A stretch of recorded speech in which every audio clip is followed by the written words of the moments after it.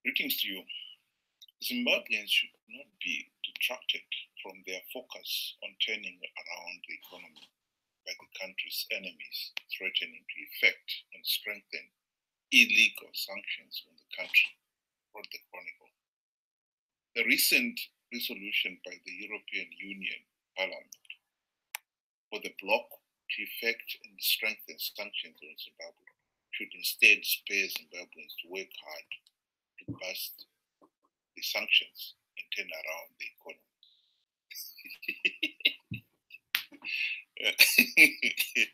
Pardon the laughing. I'm not laughing at Zimbabwe's economic situation. That is not laughing at all.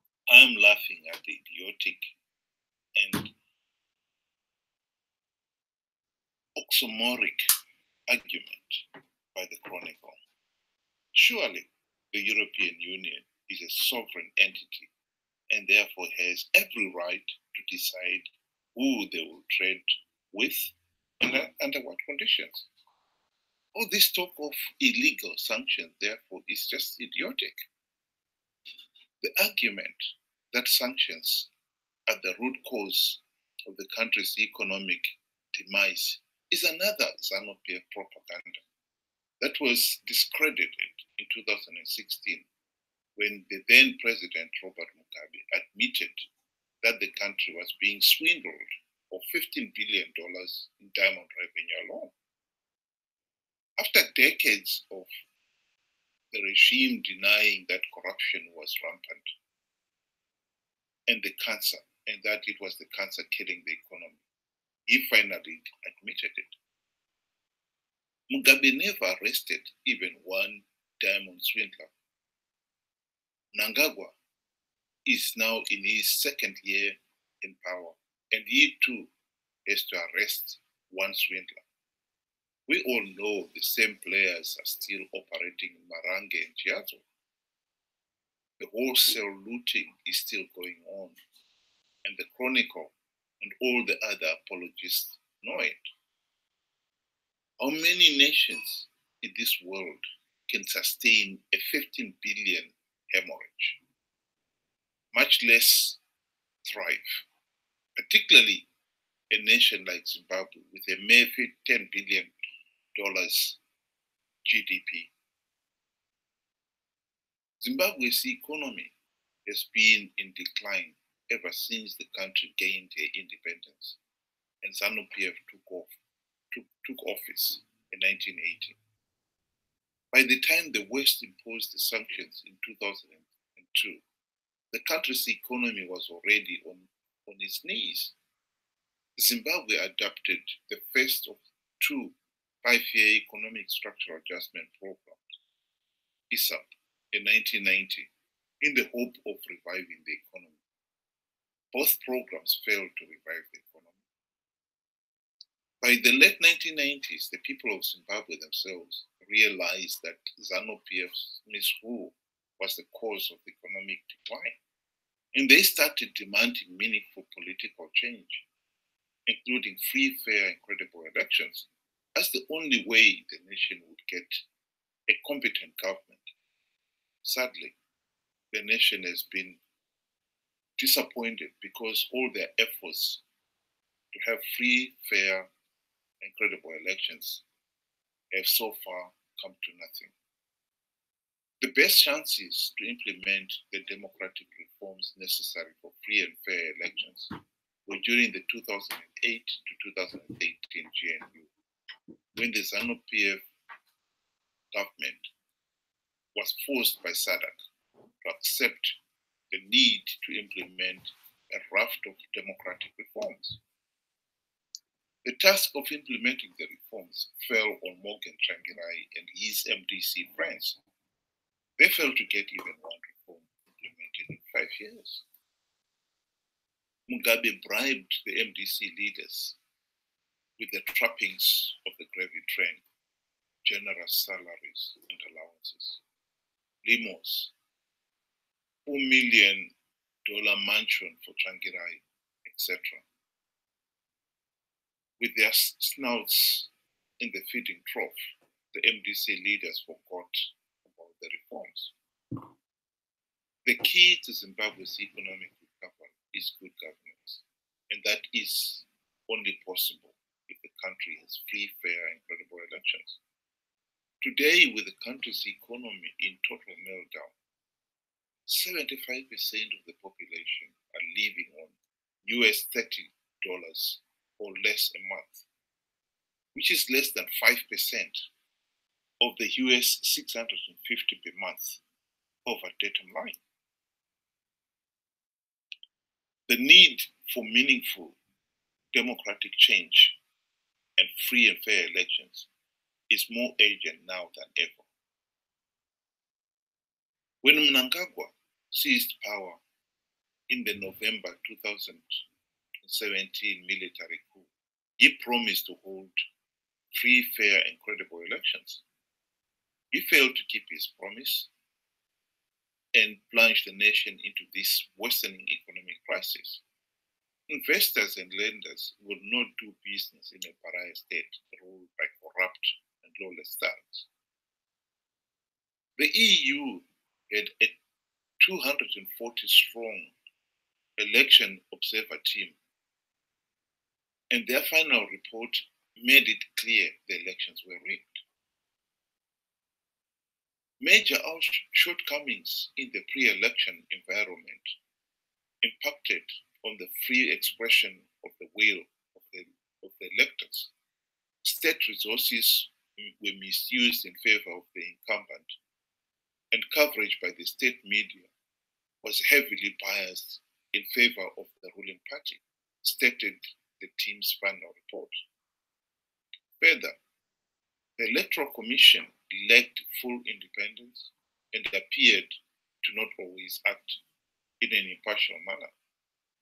The final results, as announced by the Election Commission, contained numerous errors and lacked adequate traceability, transparency, and verifiability. Finally, the restriction on political freedoms, the excessive use of force by the security forces, and the abuse of human rights in the post-election period undermined the corresponding positive aspects during the pre-election campaign. As such, many aspects of the 2018 elections in Zimbabwe failed to meet international standards. The report concluded. The EU is renewing sanctions against Zanu PF leadership for failing to hold free, fair, and credible elections to acceptable international standards. This is exactly what every thinking Zimbabwean has been fighting for decades. EU sanctions should instead spur Zimbabweans to work hard, bust the sanctions, and turn around the economy. There must be an oxymoron there somewhere.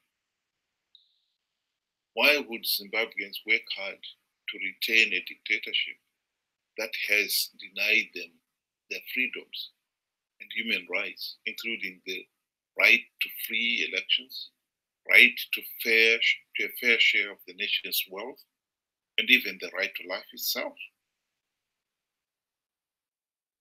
Botswana President Masisi said there was need to appreciate the complexities of the situation in Zimbabwe. South African President Cyril Ramaphosa has also called on the EU to lift sanctions on Zimbabwe, saying the country has turned a wonderful corner and needs support on its path to greater reform, pleaded the Chronicle. Another bout of laughter there. I should read the Chronicle more often for a good laugh. President Masisi, please explain what is so complicated about Zimbabwe's situation that the country cannot even produce a verified voters' roll. Mnangagwa was Mugabe's henchman and played a pivotal role in the establishment and retention of the Zanu PF dictatorship for 37 years. He staged a military coup to boot out Mugabe. 8 months after the coup, he blatantly rigged the July 2018 elections.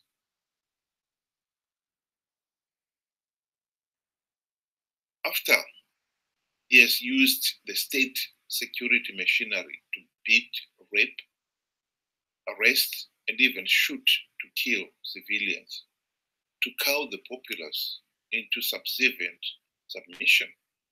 He does not want the people to protest against yet another rigged elections and the worsening economic meltdown. To say, therefore, that Mnangagwa has gained a wonderful corner and needs support is laughable. The decades of economic chaos and political turmoil in Zimbabwe has not only affected the people of Zimbabwe, but the whole Southern African region. It was SADC leaders who forced the Zanu PF to agree to the implementation of the raft of democratic reforms at the onset of the 2008 GNU. The SADC leaders were disappointed that not even one reform was implemented during the GNU, and they even wanted the 2018 elections to be postponed to allow the reforms to be implemented. Sadly, the crop of SADC leaders in 2018 and those now in power has changed. Whilst the former appreciated the need for Zimbabwe to hold free and fair elections as the prerequisite for good governance and economic recovery, the current leaders are a confused lot, given to seeing complexities where none exist. And some have even fallen for the old Zanu PF excuse of blaming sanctions for the country's economic decline. Every thinking Zimbabwean will welcome the EU sanctions in response to Zanu PF's failure to hold free and fair elections. Mnangagwa's use of the state security forces to silence all meaningful dissent must be seen for what it is. He is holding the gun to the nation, just as he did to Mugabe in November 2017. Then during the Kukura-Hunti massacre, and on countless other occasions. Indeed, since the country's independence in 1980, Zanu PF has always used brute force to impose its dictatorial authority on the nation. Giving in to the AK-47 rifle Mnangagwa tactics will not get us out of the political and economic hell on earth Zanu PF has landed this nation in, but refusing give in will get us out. Thank you for listening.